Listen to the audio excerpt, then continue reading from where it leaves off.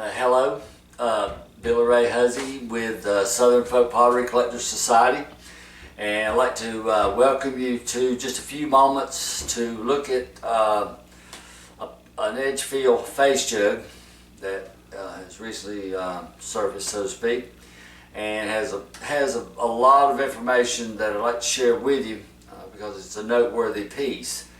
And the first thing you can say is that in the over 30 years of auctions, cataloged auctions, we've handled about 17 Edgefield face jugs, probably about 15 to 20 upstate, and we've handled 3 face monkey jugs from Edgefield, slave made, and 1 face cup.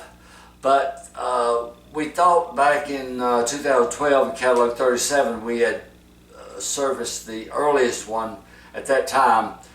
And this one just about rivals that period, and we're talking probably in the, I'm going to fudge a little bit, but I think the late 1830s or at least into the 1840s, principally because of the glaze.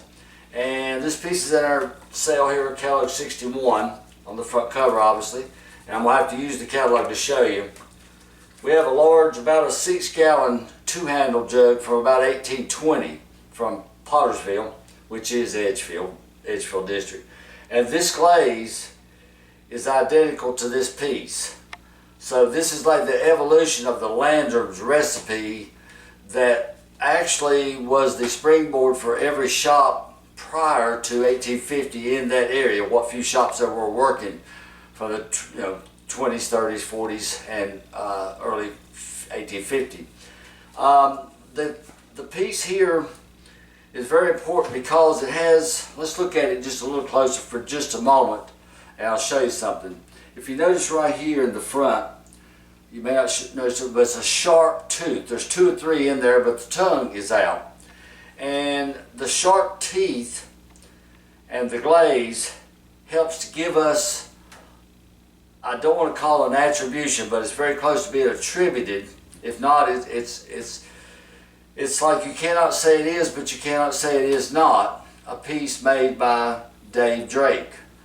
Now, if we look right here, this is a piece that we were privy to find out some information and actually negotiated the sale of this piece at one time. It was a large umbrella stand or a water cooler. I think it was a water cooler basically, because it had a hole in the back. But it had sharp teeth.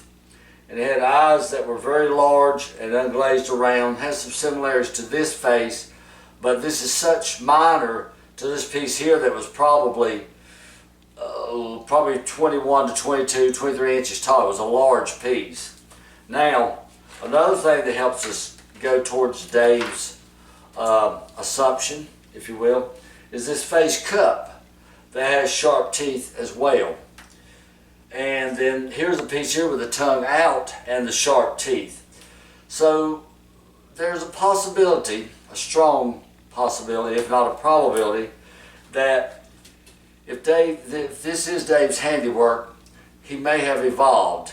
And we have handled a lot of Dave pieces, and he had very large hands because you can put your hand in the prints where he lifted these large, not large vessels, but the 3, 4, 5 gallon pieces off the wheel with his hands, and his hands were, I'm gonna guess, at least somewhere in the neighborhood of twice my size. So if he made this piece, he had to hold it in one hand to apply the face features because he couldn't do it with his sitting down, it would move. And if you look just a few moments here, notice the profile of the tongue, and does have a C-shaped ear, which is different from the normal Edgefield ears. The handle is a Dave style because he made a very simple handle. He didn't do anything special to it, and they weren't very thick like this one is. I know the neck is different, but again, like I say, this was such a small piece for him to make that he couldn't make his regular double collar forms.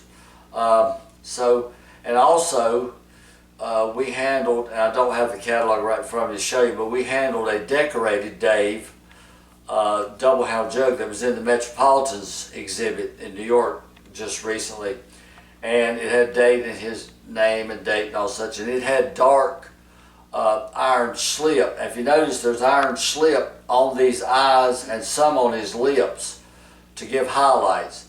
So there's enough validity to at least make a strong argument that this could be from the hand of Dave Drake. I think it's just so important to bring out and feature this piece on a video by itself while we have this opportunity, because once it's sold, it may go into a private collection and it may not be seen again. I don't know. Just hypothetically, we're going to say. But anyway, I just want you to be aware of it, and if you have any questions or concerns or thoughts, give us a call or search us out on the website. Okay, we appreciate it. This is in our sale 61, as I just mentioned on the front cover catalog. Okay, right there. Okay, all right. Thank you so much for your time. Bye now.